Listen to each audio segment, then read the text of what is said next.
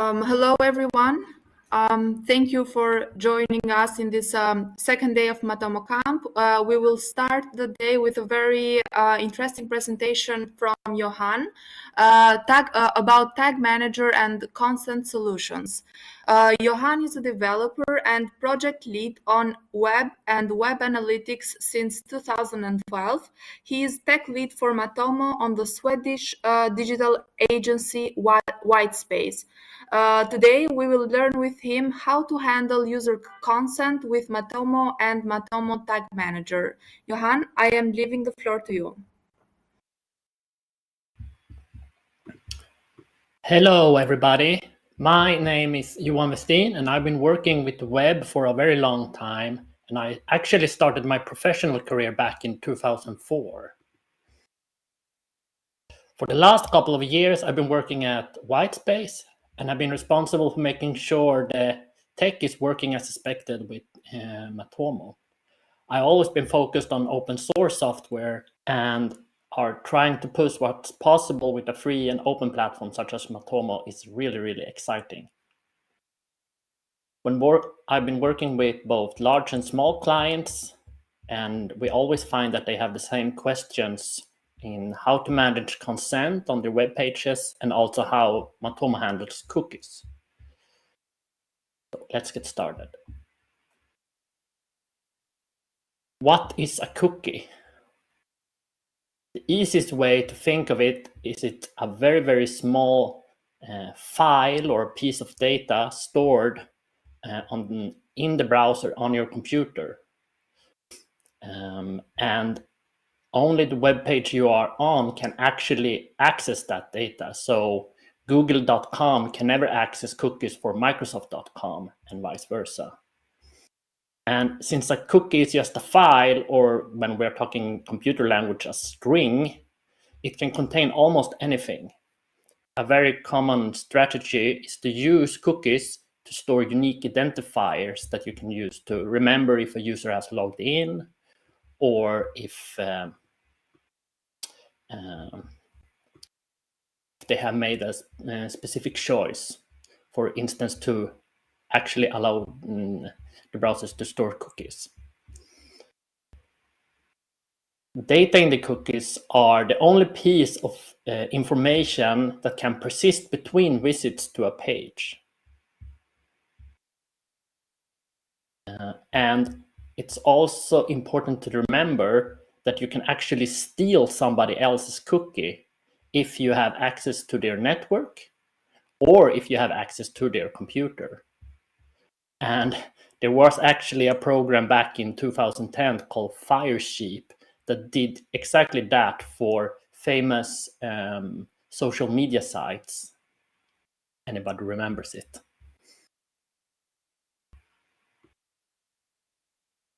It's actually possible for almost anybody with a little bit of technical skills to look in the cookie jar. In most browsers today, you can use something called the developer tools to actually look or delete cookies or create new ones if you want. Here we can see free cookies for whitespace.se, and it's a bit small maybe, but I've created my own one called Crunchy.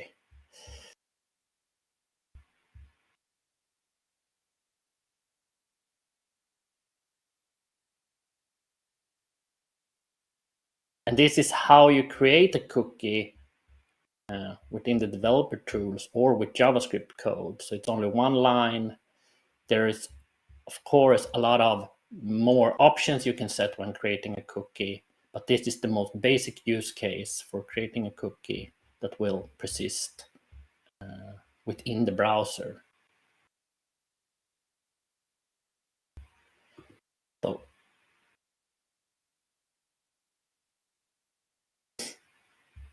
the information within the cookie is actually sent back to the server on almost on most requests, not all requests. We will learn a little bit more about what requests later.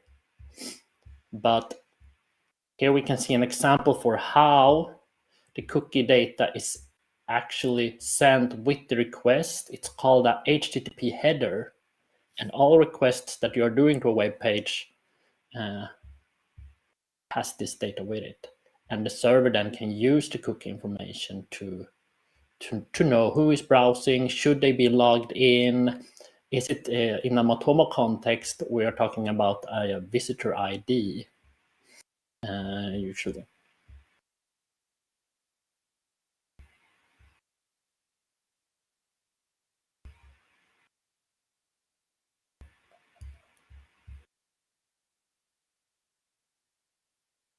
So that was a very brief introduction to cookies. Let's move on. We also have consent. Consent is quite simple, but most people get it wrong anyway. When asking for consent, the user needs to say yes. Not saying anything means no, and the user should be able to change their mind.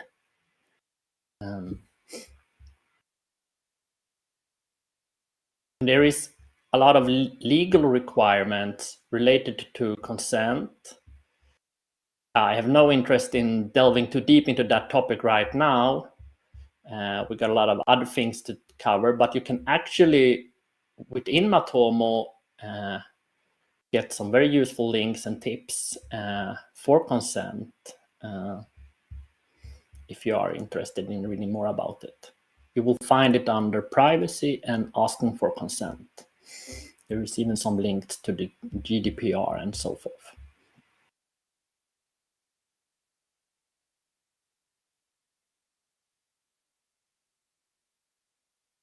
So what kind of cookies does Matomo store then? Well, a bunch, you can say. Depending on what plugins you have active, the list might vary. But these are some of the basic ones that you will see on most sites, at least if you're using Matomo Tagmanager. MTM consent, it's the first one. It's a user preference cookie. It's for remembering if the user has consented to cookies or not. Remember that storing data in the cookies is the only way to have persistent information between visits. And so we need to create a cookie for remembering if we are allowed to create cookies. So for sometimes you also need to create a cookie for when you are not allowed to create cookies. That's a bit more. And we also have the PKID cookie. This is also a Matomo cookie. It's the unique identifier for the visitor or the user when accessing the page. We also have the PKSES cookie. This cookie stores information about the current visit that the user is doing right now. And as I said, there are a bunch of other cookies. It's very easy to find information about this if you look at matomo.org, or if you're using any search engine and search for Matomo and cookies, and you will get a more detailed information about what they include.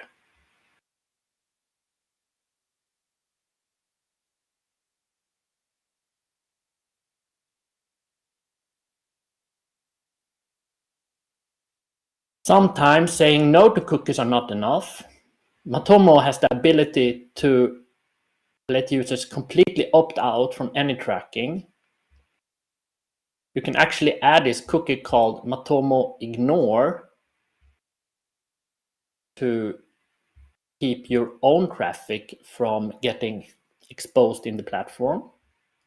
One way to do that is to click on the administration, the small cog in the user interface, and then click personal and then settings.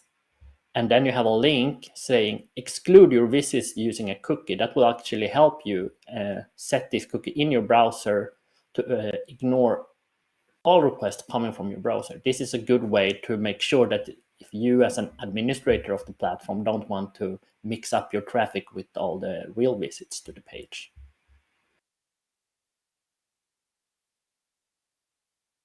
It's also possible in Matomo to enable the do not track header. that some browsers have implemented and are using. Here we can see a screenshot from Firefox where you can enable that header and say always or only for sites that I have selected.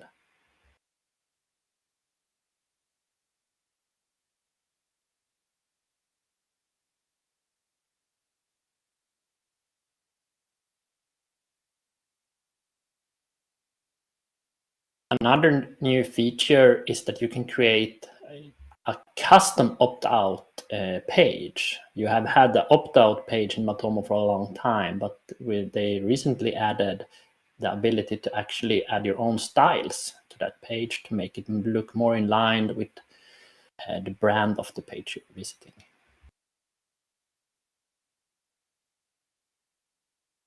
But we're getting kind of sidetracked from, let's focus back on the tag manager instead, how we can handle options.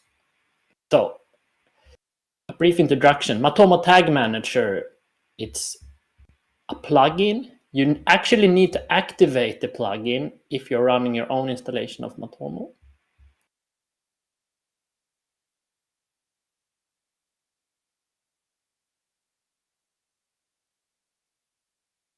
When you activate the plugin, you will see a new selection in the top menu called Tag Manager.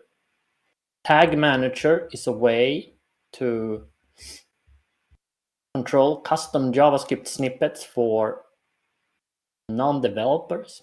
You still need some technical know-how, but you can actually create quite a lot of interesting events and tracking without doing any custom JavaScript. Each page or property, if you are talking Google Analytics terms, has one or more containers, and a container is a collection of tags and triggers and variables, and a container has the ability to publish many different versions to different environments, and each site can actually have a multiple of containers if you want them to.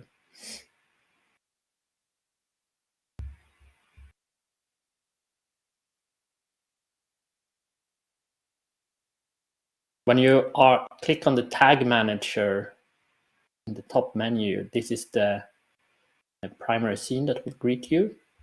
It's on some of the parts here are on Swedish because this is from a Swedish site.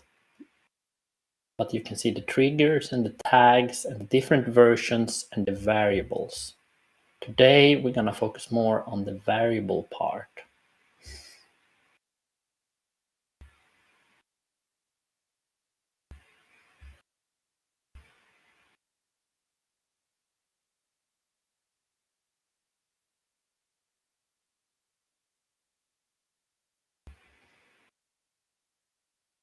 And to be even more specific, we're going to focus on a Matomo configuration under variables.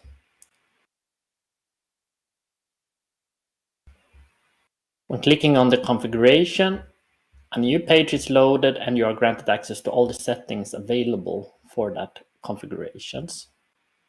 Scrolling down in this list, we will find the options or settings related to cookies and to consent.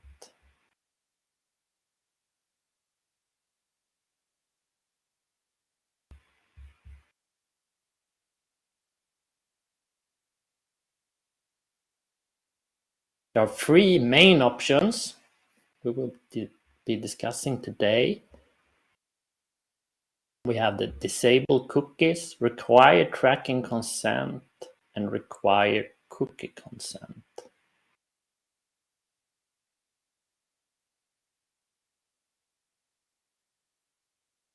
They can be a little bit confusing because when you are clicking one of them, for instance, say that you are clicking disable cookies, require tracking consent and require cookie consent will actually disappear from the options. The same is true for selecting require tracking consent and require cookie consent. So if these options are not showing for you, you might already have selected one of them and you need to unclick that options to get them all. It actually works a little bit more like a radio button than a normal select form.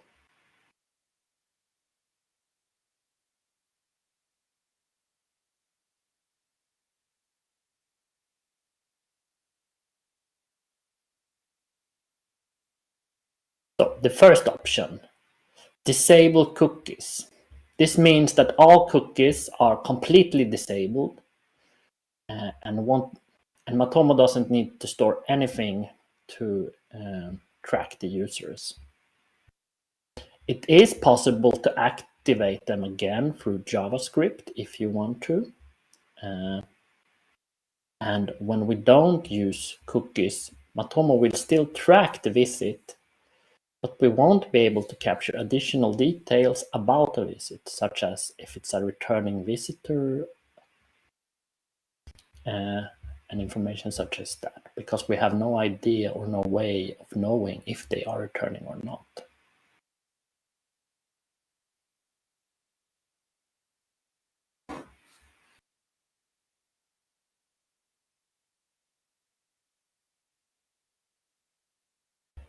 Require tracking consent.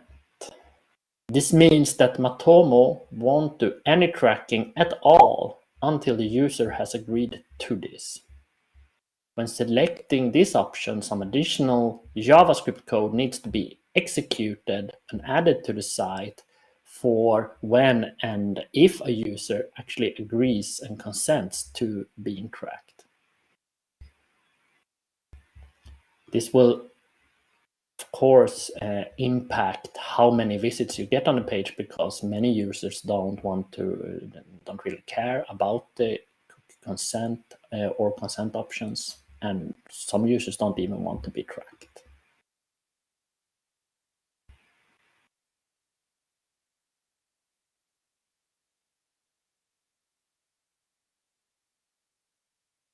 The JavaScript code that needs to be executed is displayed here. It's a small call to the PAQ object. The PAQ object is created by the Matomo tracker JavaScript, and here we are pushing in a new setting or event to that object and telling it to remember that the user has given consent.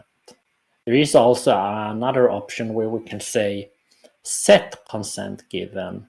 That means that for this page view, the user has given their consent. But for that to work, you need to create your own method of remembering consent, because you don't want to disturb the user on every page load and ask for consent again, and again.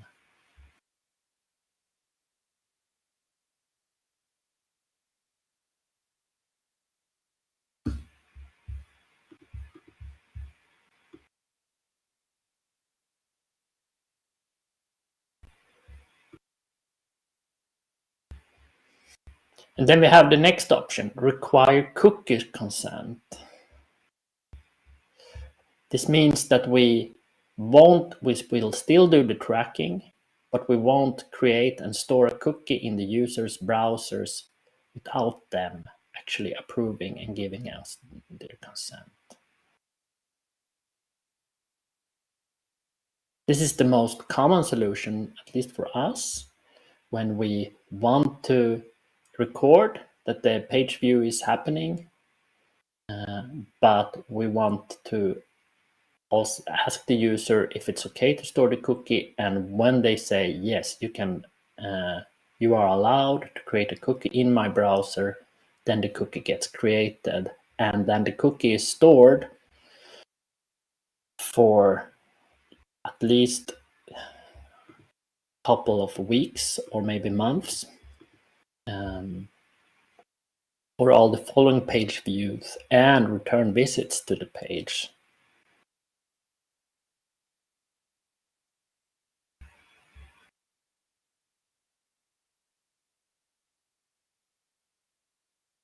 And as with the remember consent, we also have it's almost the same code that needs to be executed, you need to execute remember cookie consent given, push that to the PRQ object.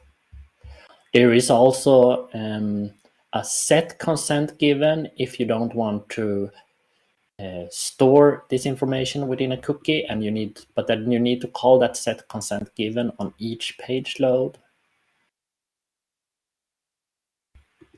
It can be a good option if you have your own consent management solution in place or are handling consent in any other way.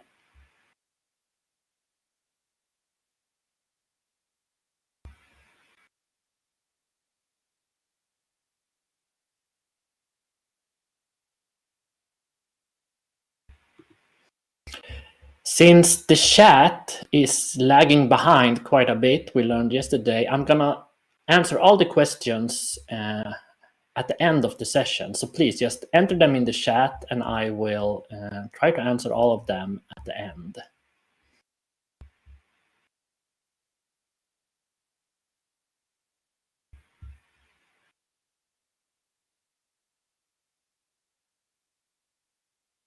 So, but that's not all. We have more options to go through. There are also some options related to how the cookie should be created and how the cookie should be stored.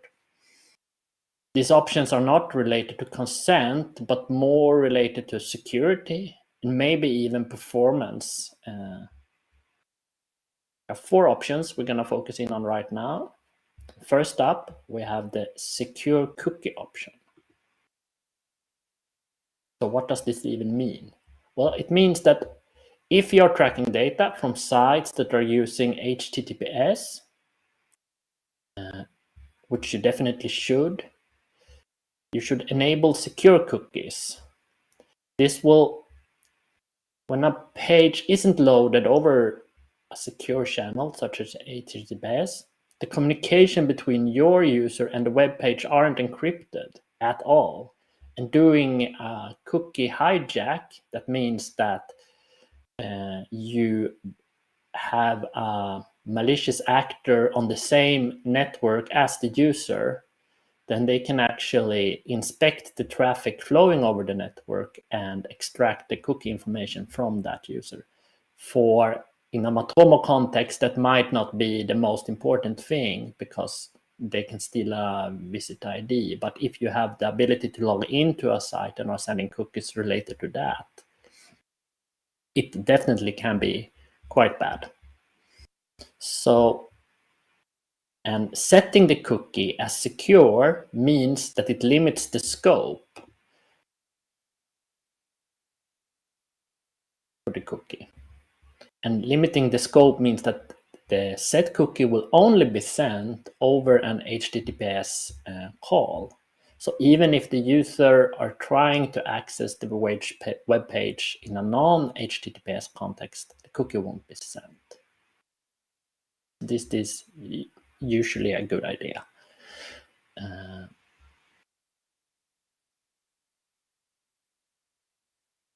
We also have the cookie domain and the cookie path options. For cookies to work, we need to specify what domain it should be created for. For example, if your web page uses both www and without World Wide Web in the beginning, you can set the cookie to .whitespace.se, for example, and it should work for both domains. It's also possible to use a tag manager variable here, such as page host name. This can be very useful for testing purposes when you are using the same tag manager on a stage site and a production site, and you want to make sure that everything works as intended.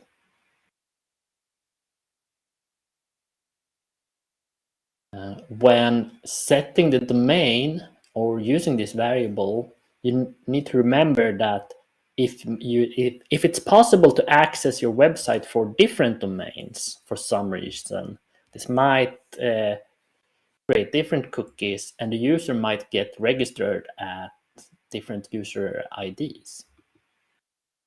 Something to keep in mind.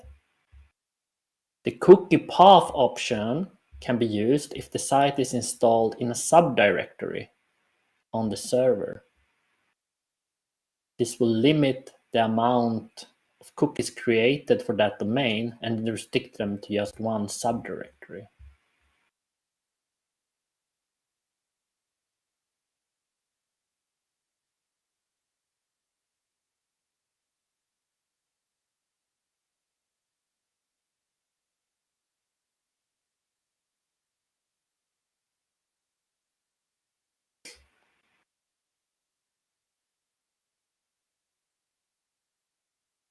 Then we have the same site cookie. This is an option for when a cookie should be sent from the browser to the server. This helps the browser to understand when the cookies should be sent to the server or not. There are 3 options to choose from here. We have the lax, that means do not send on normal cross-site sub-request, for example, when loading images or frames. This is the default option in most browsers. Then we have a more strict approach. That means that cookies will only be sent in a first-party context and will not be sent along with requests initiated by third-party websites or third-party scripts. And then we have none. This is a bit more like a Wild West approach. Cookies will be sent on all requests, in all contexts, images, and for cross-site requests.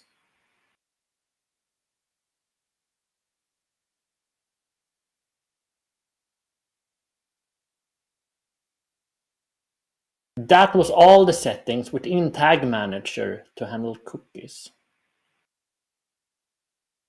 But there's actually one more important thing, something that Matomo can't really help us with, and that is removing consent.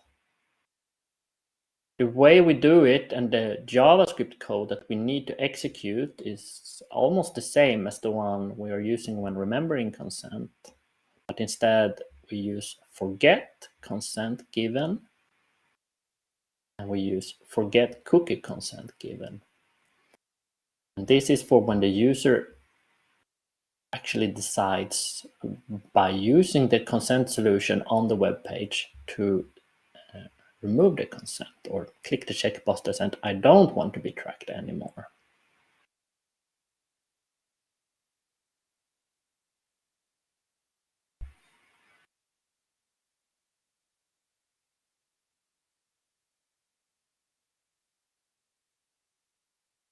And as with most things related to Matomo, the documentation is really, really good. And if you want to learn more about tracking consent and how the JavaScript part of it works, you should definitely check out the documentation.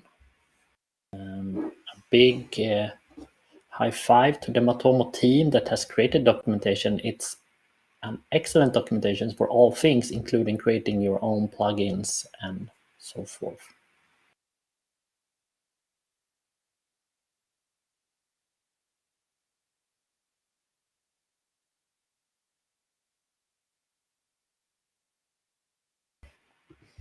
And that was it. That was all my slides.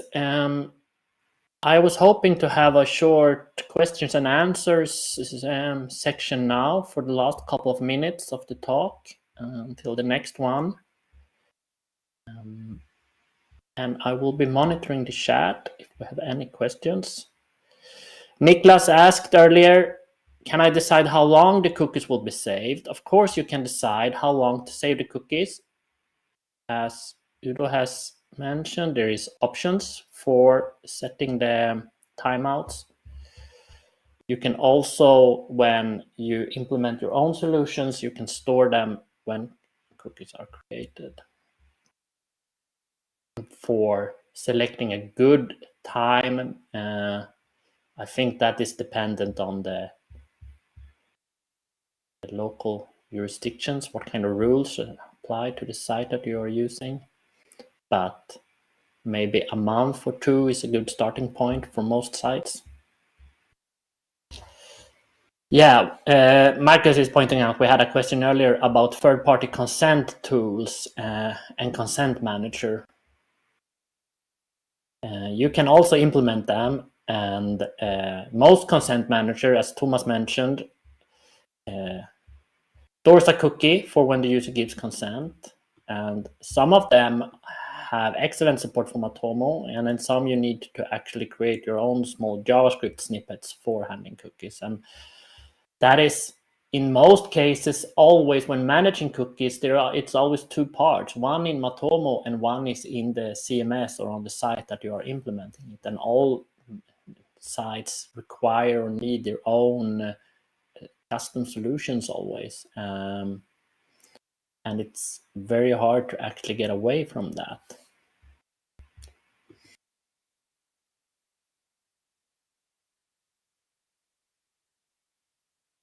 Thomas is also mentioning that he has created a patch to Tagmanager where he can set the visitor cookie time directly in the configuration, and that sounds awesome. Hopefully that will make it into a future version of Tagmanager.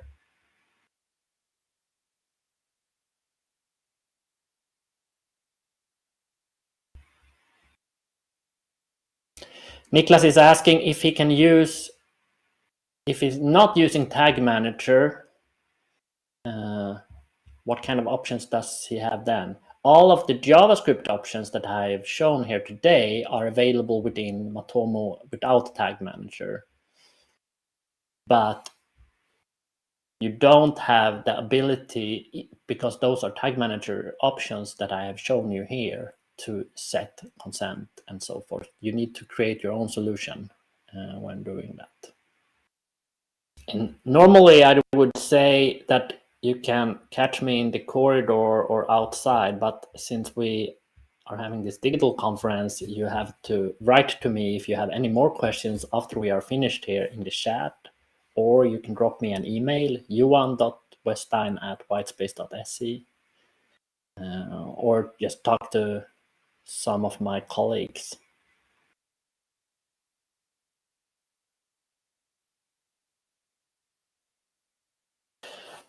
See, we have another question. If I remove my consent, is the previously stored data actually removed, such as my ID and masked IP address? It's Marcus Österberg who's asking. I'm guessing he means from Matomo, and no, that would not happen.